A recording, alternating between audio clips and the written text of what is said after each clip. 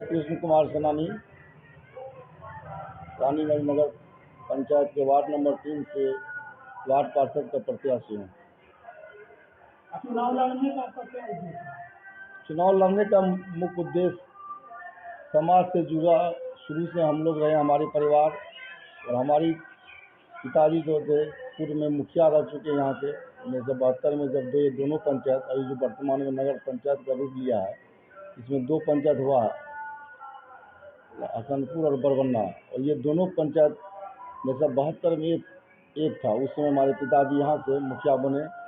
पुनः 1978 में जब 2 भागों में विभक्त हुआ, उस समय फिर हसनपुर पंचायत में हमारे पिताजी मुखिया बने, और मैं 2016 में मेरी पत्नी धर्मपत्नी किरण सोनाली जो वर्तमान मुखिया हैं, वो हमारी धर्मपत्नी हैं, वो मुखिया थी।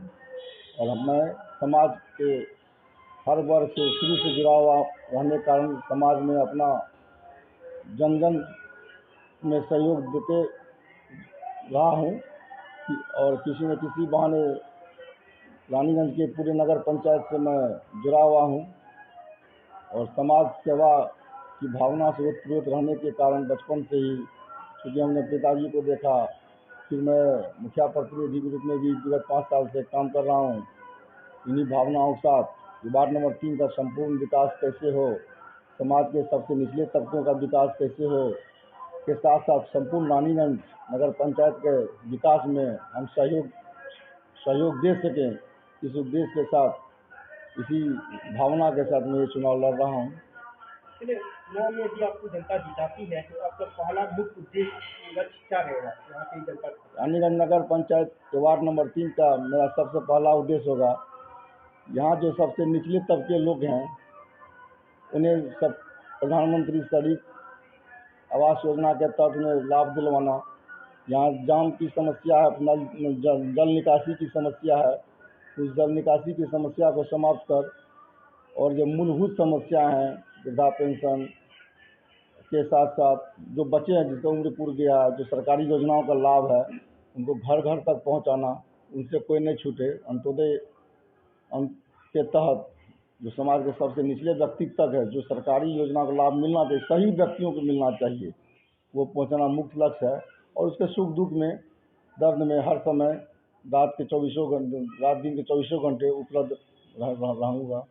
चुनाव जीतने के बाद आपका शिक्षा पर क्या फोकस रहेगा?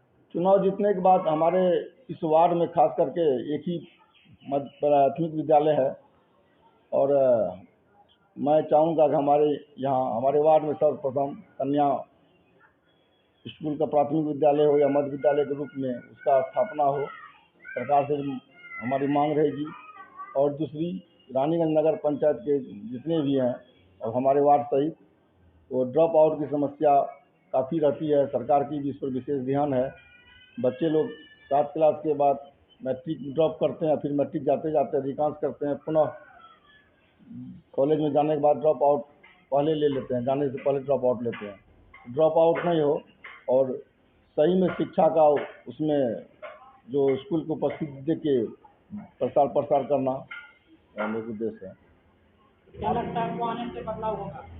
बदलाव करने की कोशिश करेंगे, और जन समर्थन के सहयोग से जागरूकता लाते हुए इसमें बदलाव करने की कोशिश, और निश्चित ही जब हम लोग इसमें शामिल होंगे तो निश्चित ही इसमें सफल होंगे, इसी आशा के साथ। क्योंकि जाम का समस्या और रोड का भी समस्या बहुत है। जाम की जहाँ तक समस्या है, रानीगंज एक हब के, व्यवसाय के हब के रूप में डेवलप हो रहा है। यहाँ पे अब IIT कॉलेज भी आ चुका है बगल में, और चारों NH जो हुआ करता था 76 जो सुपौल से रानीगंज होते हुए अररिया तक जाती है, वो NH में परिवर्तित हो चुका है। फिर कुर्सेला से फारबिसगंज जो जाती है 77 NH SS 77, वो भी परिवर्तित होने के कगार पर है, सरकार की जैसी पता चली है। तो जाम की भारी भीषण समस्या, यहाँ के व्यवसायी वर्ग को बाजार और पीक आवर में 8 घंटे जाम से जूझना पड़ता है, और उनकी मालिक हालत उस पर, उसके खराब असर पड़ता है उनके बिक्री पे, उनके व्यवसाय पर। तो सरकार के इससे हम लोग मांग करेंगे, सारे लोग जितने भी वार्ड पार्षद जीत के जाएंगे, सारे लोग मिल के मांग करेंगे कि बाईपास का निर्माण शीघ्र शुरू हो, और इससे जाम की समस्या से रानीगंज को मुक्ति दिला सके। स्वास्थ्य के क्षेत्र में आपके क्या कहते हैं?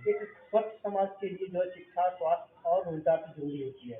तो आपके जीतने के बाद इस वार्ड में और रानीगंज नगर पंचायत क्षेत्र में क्या कुछ स्वास्थ्य संबंधी सुविधाएं स्वास्थ्य तो हमारे यहाँ पूर्व से ही रेफरल हॉस्पिटल हुआ करता है, फिर से अब सामुदायिक भवन है अपने यहाँ, लेकिन इसमें सबसे बड़ी समस्या यहाँ विशेषज्ञ डॉक्टरों की कमी है। और यहाँ के रेफरल अस्पताल को लोग रेफरल अस्पताल का रूप एक लहजे में कहते हैं कि थोड़ी सी भी, चूँकि विशेषज्ञ नहीं होने के कारण तो समस्या है, और वो समस्या का समाधान जब तक विशेषज्ञ डॉक्टर हर क्षेत्र में उपलब्ध नहीं होंगे तब तो यहाँ प्रॉब्लम रहेगी। और डॉक्टर की उपस्थिति भी एक बहुत बड़ी मायने रखती है, वो समय समय पर आके उपस्थिति उसकी होनी चाहिए। तो इन सब बातों का हम लोग अपने स्तर से जो नगर पंचायत के तहत सारे लोग जीत के आएंगे तो ज़्यादा से ज़्यादा उस पर फोकस करेंगे कि डॉक्टरों की उपस्थिति सुनिश्चित हो, उनके साथ विशेष डॉक्टर की बहाली हो, और महिला चिकित्सकों की और बच्चे के जिसे चिकित्सकों की बहाली पर हम लोगों की प्राथमिकता रहेगी। नगर पंचायत कार्यालय कहाँ है? वर्तमान में जो नगर पंचायत कार्यालय बरवन्ना पंचायत हुआ करता था, जिन्हें जोड़ के बनाया गया नगर पंचायत, उन्हीं को। कुछ लोगों को कहा कार्यालय बंद हो जाता है। नहीं, ये कार्यालय चूँकि अभी अब व्यवस्थित चूँकि है, वो अभी कोई जनप्रतिनिधि का रूप नहीं, पंचायत खत्म होने के कारण पंचायत के विस्मित होने के कारण और नगर पंचायत का अपग्रेडेशन होने के बीच में कोई जनप्रतिनिधि नहीं होने के कारण समस्या हो सकती है, लेकिन ऐसा हमें जानकारी में नहीं है। तो उसके लिए पहल आपको क्या करना है? वो तो नई कमेटी होगी तो अपने चालू हो जाएगा। हमारे चैनल के माध्यम से लोगों यहाँ की जनता को मतदाताओं को क्या संदेश देंगे? मैं मतदाताओं से, अपने वार्ड के मतदाताओं से कहूँगा, वो हमने जो पिछले 5 वर्ष में हमारी पत्नी के रूप में, हमारे पिताजी के रूप में जो हमने सेवा जनता को दिया, और हम लोग उसके तन मन धन से उसके साथ रहते हैं, और उसी को और अपने विकास की प्राथमिकता हम लोग जो हमारी रही है शुरू से प्राथमिकता, वार्ड की प्राथमिकता, उनको देखते हुए हम उनसे आग्रह करते हैं। यदि उनका आशीर्वाद मिला तो हम 24 घंटे 365 दिन उनकी सेवा में हाजिर रहेंगे। आप चुनाव मैदान में हैं, आपकी चुनाव चिन्ह क्या है? कितने नंबर पर अंकित है? कौन सा पद पर? मेरा चुनाव चिन्ह कलम और दवा छाप ईवीएम के क्रम संख्या 1 पे है। प्रत्याशी का क्या नाम है? मैं खुद प्रत्याशी हूँ, मेरा नाम कृष्ण कुमार सेनानी है। मैं वर्तमान में भाजपा का मंडल अध्यक्ष भी हूँ और पूर्व में भाजपा के जिला मंत्री भी रह चुका हूँ। अच्छा, लास्ट में एक सवाल और है। जितने से पहले सभी कैंडिडेट कहता है कि हम रात में भी खड़ा उतरेंगे, पब्लिक जब बुलाएगा तब हम आएंगे, लेकिन कहीं ना कहीं जीत जाने के बाद सो जाते हैं। वो इनका प्रत्यक्ष उदाहरण मेरा शुरू से ही 72 में पिताजी हमारे थे, फिर 77 में बने, फिर 2016 में बने, और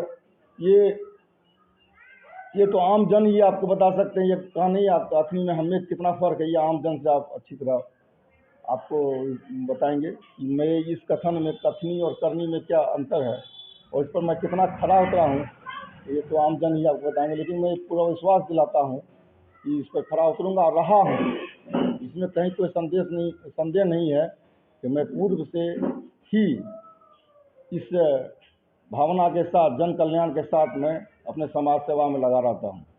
आपका चुनाव चिन्ह, आपका नाम? मेरा चुनाव चिन्ह 1 पे वार्ड नंबर 3 कृष्ण कुमार सेनानी।